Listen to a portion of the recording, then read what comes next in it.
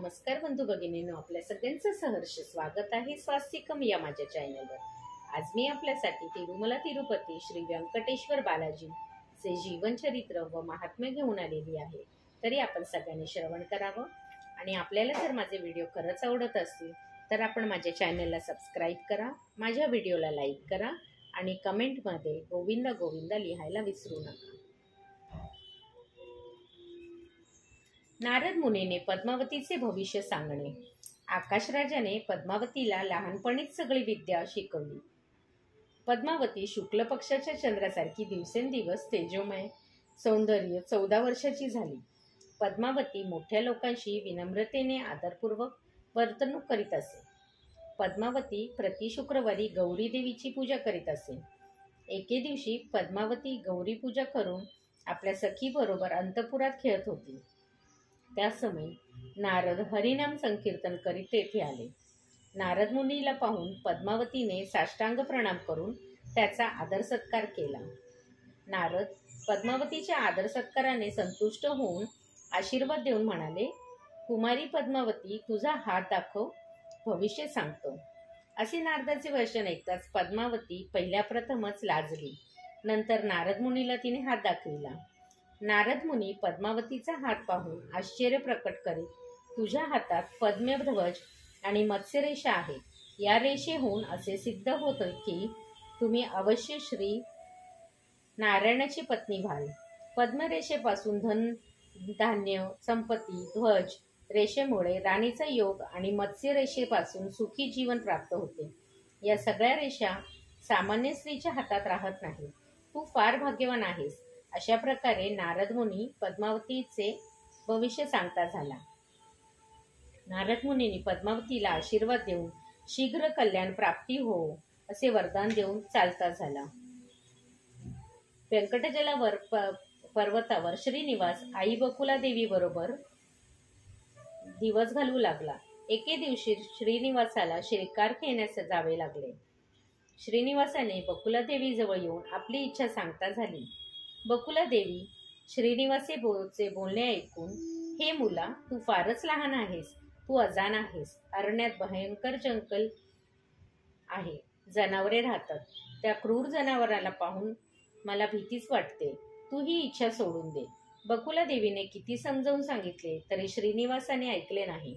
शेवटी बकुला देवीने श्रीनिवासाला आशीर्वाद देऊन आज्ञा दिली। श्रीनिवासाने शिकारीचा वेश धारण करून धनुष्यबाण घेऊन व्यंकटचलावर अरण्यात प्रवेश केला। अरण्यात जाऊन श्रीनिवासाने आपल्या धनुष्यबाणांचा प्रयोग केला। त्या बाणाच्या योगाने आकाशात वीज चमकू लागली। त्या आवाजाने सारा जंगल हादरून गेला। त्यामुळे जंगलातील वाघ, सिंह, हरिण आदी जनावरे भयभीत होऊन सैरावैरा पळू लागली। जनावरांच्या सैरावैरा पळणे पाहून श्रीनिवासाने आपले धनुष्यबाण घेऊन मृगाला मारता झाला। जंगलात एकच हाहाकार उडाला। अनेक जनावरे प्राणास मुकली। इतक्यात एक मस्त हत्ती ओढून पळू लागला। श्रीनिवासाने त्या आवाजाच्या दिशेने हत्तीचा पाठलाग करीत निघाला। हत्ती श्रीनिवासाला पाहून आणखीनच जोरात पळू लागला। श्रीनिवासाला हत्तीचा पाठलाग करणे शक्य झाले नाही। तेव्हा श्रीनिवासाने ब्रह्मदेवाने ध्यान केले। ब्रह्मदेवाने श्रीनिवासाचा हेतू ओळखून आपल्या शक्तीने श्वेत वर्णाचा घोडा उत्पन्न केला। त्या घोड्यावर बसून श्रीनिवासाने हत्तीचा पाठलाग केला। शेवटी हत्ती थकून जाऊन त्याने श्रीनिवासाला प्रणाम केला। श्रीनिवासाला दया येऊन हत्तीला सोडून दिले। श्रीनिवास शिकार खेळत खेळत थकून गेला होता। त्याला फार तहान लागली होती। शिकार खेळत असताना पाणी पिण्यासाठी जवळजवळ असलेले एक उद्यानच प्रवेश केला। श्रीनिवासाने घोड्याला घेऊन उद्यानात प्रवेश करून घोड्याला पाणी पाजवून आपण पाणी पिऊन उद्यानात एका बोधी वृक्षाला बसून आराम करू लागले। पद्मावती नेहमीप्रमाणे आपल्या सखीबरोबर वनविहार करण्यासाठी उद्यानात आली।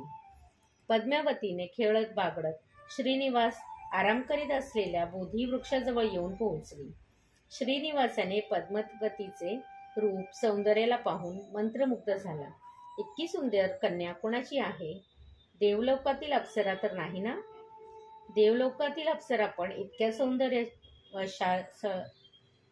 नाही।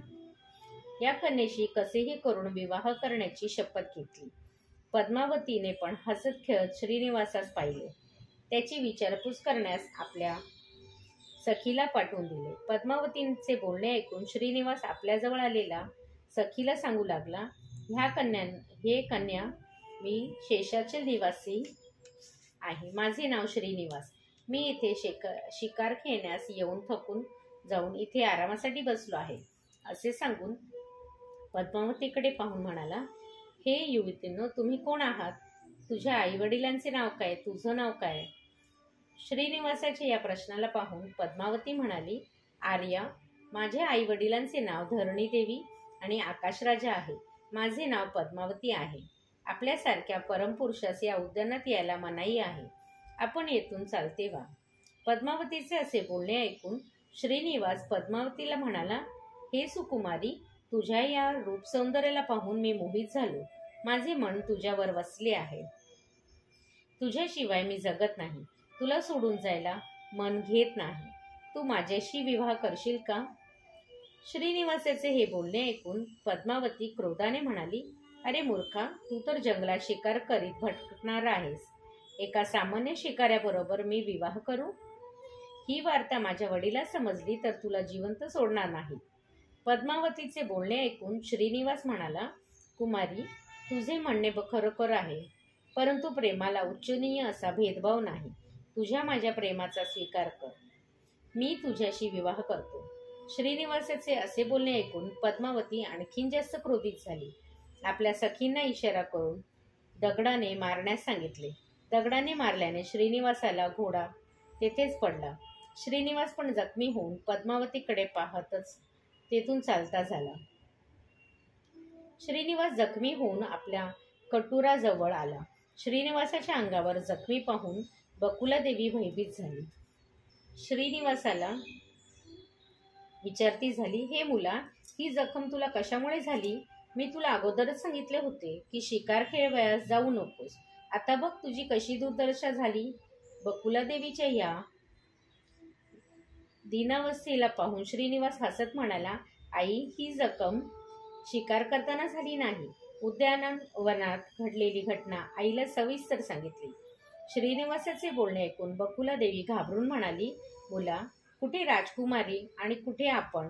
हा संबंध कसा शक्य होईल? तू तर गरीब आहेस, ती तर संपन्न राजकुमारी आहे. तुम्हा दोघात जमीन आसमानाचा फरक आहे. माझे सांगणे ऐकून तू ह्या विवाहासाठी आशा सोडून दे. आकाशराजाला ही गोष्ट समजल्यास तो आपल्याला जिवंत सोडणार नाही. श्रीनिवासानं बकुलादेवीचे ते म्हणणे ऐकून तिला द्वापार युगातील श्री रामचंद्राच्या अवतारात वेदवतीला दिलेले वचन सविस्तर सांगितले. श्री तिरुपती बालाजी पर्णमस्तु. शुभम भवतु, शुभम भवतु, शुभम भवतु.